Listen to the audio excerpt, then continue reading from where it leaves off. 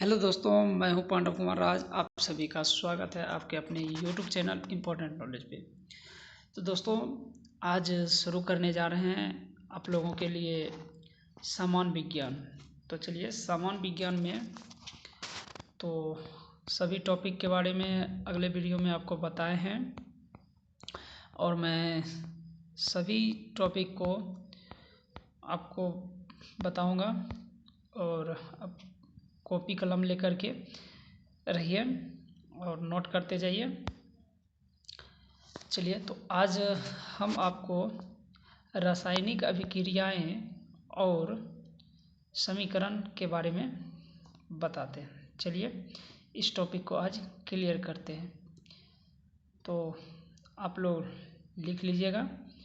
तो यदि थोड़ा जो है परिभाषा लंबा हो सकता है तो टेंशन मत लीजिएगा और इसको शॉर्ट करके लिख सकते हैं और बताएंगे। और चलिए, तो शुरू करते हैं। और वीडियो अच्छा लगेगा तो लाइक कीजिएगा, शेयर कीजिएगा और ज़्यादा से ज़्यादा सब्सक्राइब कीजिएगा। और हाँ, बेल आइकन दबा लीजिएगा ताकि जब भी मैं अपना वीडियो अपलोड करूँगा तो सबसे पहले नोटिफिकेशन आपको मिलेगा। चलिए, तो शुरू करते हैं। चलिए, रासायनिक अभिक्रियाएं और समीकरण। तो रासायनिक अभिक्रिया क्या होती है?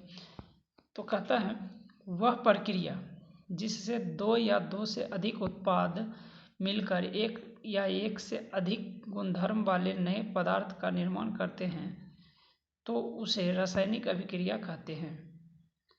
जैसे यहाँ देखिए, है लिखा हुआ है, इसको है समझिए। थोड़ा थोड़ा प्रिंट में मिस प्रिंट है तो उस पर ज़्यादा ध्यान देने का नहीं है। तो आप लिखते सही टाइम जो है ठीक कर लीजिए और थोड़ा कोशिश कर रहे हैं कि बेहतर से बेहतर आपको बताने के लिए। तो क्योंकि अभी मेरे पास उतना साधन नहीं है जिसके कारण आप लोग को थोड़ा प्रॉब्लम का सामना करना पड़ेगा और मैं कोशिश करूँगा इसे दूर करने का। तो जैसे H2 + O2, ये देखिए एरो दिया हुआ है। एरो को यहाँ इक्वल टू मान सकते हैं, एज लाइक इक्वल टू आप ले सकते हैं, बोल सकते हैं। तो चलिए, H2 + O2 = H2O। तो यहाँ देखिए पहले ही इसको संतुलित कर दिया गया, यानी कि बैलेंस कर दिया गया।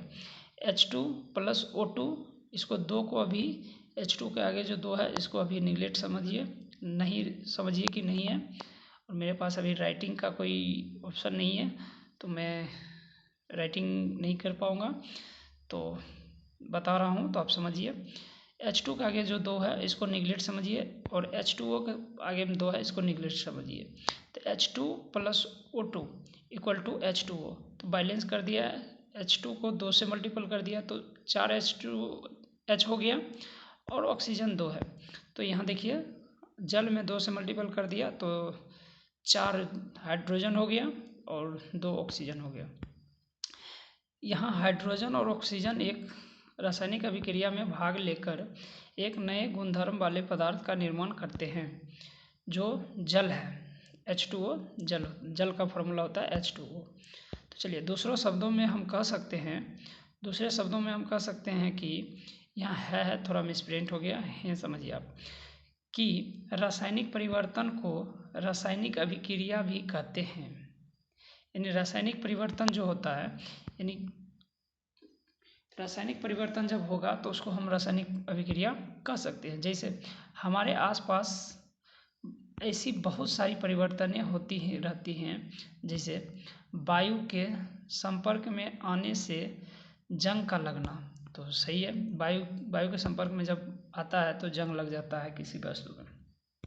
चलिए, अंगूर के रस का किण्वन, ये भी रासायनिक अभिक्रिया है। भोजन का पचना, हम लोग भोजन करते हैं तो पच जाता है, ये भी रासायनिक अभिक्रिया होती है, इसे भी कह सकते हैं। चलिए, हमारे शरीर में भोजन का पचना और भोजन का पकना, हाँ भोजन का पकना है, भोजन भी पक जाता है। तो देखिए भोजन पक जाता है, ये भी रासायनिक अभिक्रिया के अनुसार ही होती है। हम जो श्वसन करते हैं वो भी एक रासायनिक अभिक्रिया ही होती है। चलिए रासायनिक अभिक्रिया की पहचान, रासायनिक अभिक्रिया की पहचान कैसे करेंगे। चलिए रासायनिक अभिक्रिया की पहचान, रासायनिक अभिक्रिया की पहचान करना ताकि यह पता लगाया जा सके कि अभिक्रिया संपन्न हुआ है। जब कोई अभिक्रिया संपन्न होता है तो उसे निम्न चिन्हों से पहचाना जाता है, जैसे पदार्थ की अवस्था में परिवर्तन, यानी कि पदार्थ की अवस्था में परिवर्तन हो जाता है, पदार्थ की अवस्था जो होती है उसमें परिवर्तन हो जाता है। ठीक, रंग में परिवर्तन, यानी कि पहले जो रंग का रहेगा उसका रंग चेंज हो जाएगा। गैस का निष्कासन, यानी कि कुछ ऐसे होता है कि जिसमें गैस निकलता है। ताप में परिवर्तन, यानी ताप में कुछ अभिक्रिया में ताप का परिवर्तन हो जाता है। रासायनिक समीकरण, चलिए अब रासायनिक समीकरण देखते हैं। जब एक मैग्नीशियम रिबन को वायु में जलाया जाता है तो यह मैग्नीशियम ऑक्साइड में परिवर्तित हो जाता है। यह एक रासायनिक अभिक्रिया के लिए कथन यानी स्टेटमेंट है। ठीक, परंतु इसे निम्न तरीके से लिखा जा सकता है। देखिए, magnesium plus oxygen equal to magnesium oxide अभिकारक उत्पाद, यानी कि ये एरो पहले जो दो तत्व मिला है उसको हम लोग अभिकारक कहते हैं। एरो के बाद जो बनता है उसको उत्पाद बोलते हैं। चलिए नोट, इस प्रकार समीकरणों को लिखना शब्द समीकरण कहलाता है। यानी कि यहाँ जो हम लोग लिखे हैं magnesium plus oxygen equal to magnesium oxide, ये मेरा शब्द समीकरण हो गया। अब रासायनिक अभिक्रिया को लिखने का दूसरा तरीका है, तो कैसे, देखिए मैग्नीशियम का होता है Mg, तो Mg plus O2 equal to MgO। तो यहाँ देखिए, यहाँ ये असंतुलित है, यहाँ संतुलित करने के लिए मेरे पास तो राइट करने का ऑप्शन नहीं है, बट मैं बता रहा हूँ। यहाँ Mg के आगे 2 लगा देना है, यहाँ O2 तो है ही है, और MgO के आगे 2 लगा देना है, तो Mg भी 2 हो जाएगा और O2 ऑक्सीजन भी 2 हो जाएगा। रासायनिक समीकरण को लिखने का सांकेतिक तरीका है, यानी कि संकेत के द्वारा जब लिखते हैं रासायनिक अभिक्रिया को तो उसको हम लोग बोलते हैं रासायनिक समीकरण। चलिए, किसी रासायनिक अभिक्रिया के समीकरणों के 2 भाग होते हैं। पहला अभिकारक। अब चलिए अभिकारक क्या होता है उसके बारे में जानते हैं। वे पदार्थ जो किसी अभिक्रिया में भाग लेते हैं अभिकारक कहलाते हैं। जैसे ऊपर के समीकरण में मैग्नीशियम एवं ऑक्सीजन अभिक्रिया में भाग लेते हैं, इसलिए ये दोनों अभिकारक हैं।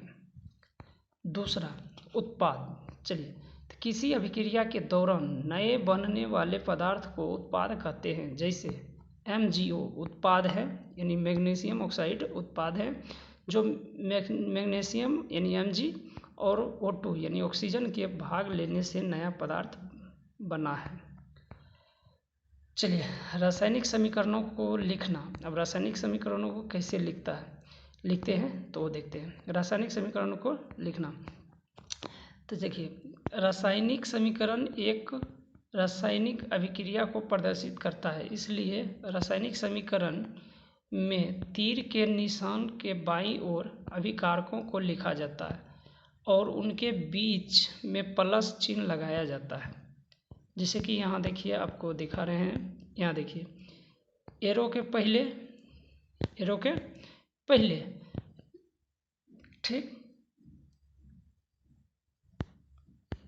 बाईं ओर देखिए यहाँ दोनों को लिख दिए हैं और बीच में प्लस दे दिए, और उसके बाद फिर क्या बोलता है, प्लस चिन्ह लगाया जाता है। इसी प्रकार तीर के दाईं ओर उत्पादों को लिखा जाता है और उसके बीच प्लस का चिन्ह लगाया जाता है। यदि देखिए यहाँ जैसे आ जाइए, यहाँ देखिए एरो के दाईं ओर MgO है, अगर एक ही पदार्थ बना तो एक ही रहेगा, अगर 2 पदार्थ बनता है या 2 से अधिक बनता है तो वहाँ पे प्लस का चिन्ह लगाया जाता है। चलिए कंकाली रासायनिक समीकरण। अब कंकाली रासायनिक समीकरण क्या होता है देखते हैं। कंकाली रासायनिक समीकरण Mg plus O2 equal to MgO यानी कि मैग्नीशियम ऑक्साइड इस समीकरण को निरीक्षण कीजिए एवं तीर के बाईं ओर और दाईं ओर के परमाणुओं की संख्या को गिनिए। प्रत्येक तत्व के दोनों ओर के अणुओं की संख्या समान नहीं है। ऑक्सीजन के परमाणुओं की संख्या थोड़ी असंतुलित है, जैसे कि मैं पहले ही बताया था, ये असंतुलित है। बाईं ओर ऑक्सीजन के 2 अणु हैं, जबकि दाईं ओर सिर्फ एक ही है। इस प्रकार असंतुलित रासायनिक समीकरण को कंकाली रासायनिक समीकरण कहते हैं। यानी कि अब समझिए कि जब अनबैलेंस समीकरण रहेगा, यानी कि बैलेंस नहीं रहेगा, तो उसको हम कंकाली समीकरण कहते हैं। कंकाली रासायनिक समीकरण को संतुलित करना, यानी कंकाली रासायनिक समीकरण को संतुलित किया जाता है, यानी संतुलित करते हैं। तो उसमें क्या करते हैं कि एरो के पहले जितने भी तत्व भाग लिए हैं उसकी संख्या और एरो के बाद जितने तत्व हैं उनकी संख्या बराबर करते हैं। चलिए, द्रव्यमान संरक्षण के नियम को संतुष्ट करने के लिए रासायनिक समीकरणों को संतुलित किया जाता है। तीर के बाईं ओर तथा दाईं ओर के तत्वों के परमाणुओं की संख्या समान किया जाता है, जिससे दोनों ओर के तत्वों के परमाणु समान हो सके। तो चलिए, सबसे पहली बात, आपको एक क्वेश्चन पूछा जाएगा कि रासायनिक समीकरण को संतुलित क्यों किया जाता है। तो यहाँ ध्यान दीजिएगा और नोट कर लीजिएगा। रासायनिक समीकरण को संतुलित इसलिए किया जाता है कि ताकि वो द्रव्यमान संरक्षण के नियम को संतुष्ट कर सके या पालन करे। इसलिए रासायनिक समीकरण को संतुलित करना, यानी रासायनिक समीकरण को संतुलित करने की विधि, हम यहाँ निरीक्षण विधि या हिट्स एंड ट्रायल का उपयोग करेंगे। उदाहरण 1 में देखिए, उदाहरण के लिए समीकरण Fe + H2O = Fe3O4 + H2 को लेते हैं। स्टेप बाय स्टेप यह कल्पना करते हैं कि प्रत्येक सूत्र बॉक्स में हैं, उन्हें निम्न प्रकार से बॉक्स में लिखिए, इसलिए कि बॉक्स के अंदर कोई भी बदलाव नहीं होना, यह आपको ध्यान देना है। चलिए, असंतुलित समीकरण में उपस्थित विभिन्न प्रकार के तत्वों के परमाणु की सूची बनाइए एवं गिनती कीजिए इस प्रकार। तो आप लोग शॉर्ट में लिख लीजिएगा। और तत्व का अभिकारक का उत्पाद देखो, Fe कितना है? 1। Fe कितना है? 1। इधर भी, इधर 3, इधर 1। ऑक्सीजन इधर 1, इधर 4। हाइड्रोजन इधर 2, इधर 2। हाइड्रोजन बराबर हो गया।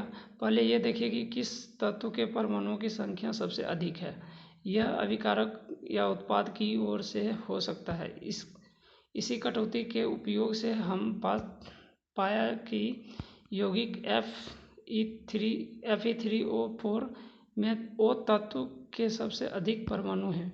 ऑक्सीजन के परमाणु की संख्या को बराबर करने के लिए H2O के साथ गुणांक 4 लगाते हैं, यानी 4 लगाते हैं, यानी 4 से गुना कर देंगे, जिससे इस प्रकार 4H2O लिखेंगे, तब हमें यह समीकरण प्राप्त होगा।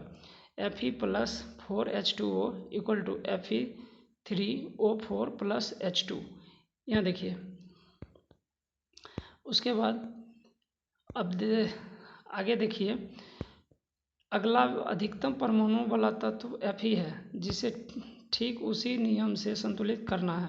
अभिकारक की ओर Fe के साथ गुणांक 3 लगाने पर Fe3 प्राप्त होता है, तब समीकरण होगा 3Fe + 4H2O = Fe3O4 + H2।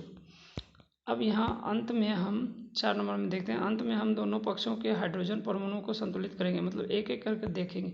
अब हमें प्राप्त नए समीकरण में देखते हैं कि अभिकारक में हाइड्रोजन 4H2O के रूप में है एवं उत्पाद में H2 के रूप में है।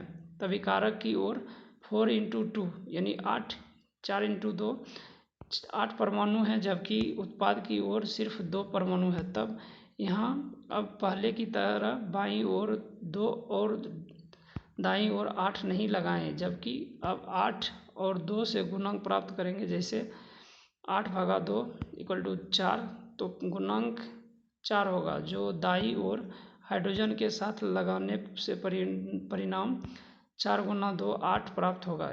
तब समीकरण होगा Fe3 + 4H2O = Fe3O4 + 4H2। अब हम यह देखते हैं कि यह समीकरण पूरी तरह से संतुलित है। तो इस प्रकार से हम लोग संतुलित करते हैं। तो चलिए नेक्स्ट उदाहरण 2 नेक्स्ट वीडियो में देखेंगे, और तब तक के लिए धन्यवाद। और हम जो है थोड़ा वीडियो आपको अपलोड करने में थोड़ा 1 दिन की 2 दिन की प्रॉब्लम हो सकती है, लेट हो सकती है, तो कोई बात नहीं है। हम कोशिश करेंगे कि हर डे एक वीडियो आपके लिए पोस्ट अपलोड करेंगे। तो चलिए, तो आप लिख लीजिएगा और वीडियो को लाइक कीजिएगा, शेयर कीजिएगा, ज़्यादा से ज़्यादा सब्सक्राइब और कमेंट्स कीजिएगा। धन्यवाद। जय हिंद, जय भारत। फिर मिलते हैं नेक्स्ट वीडियो में।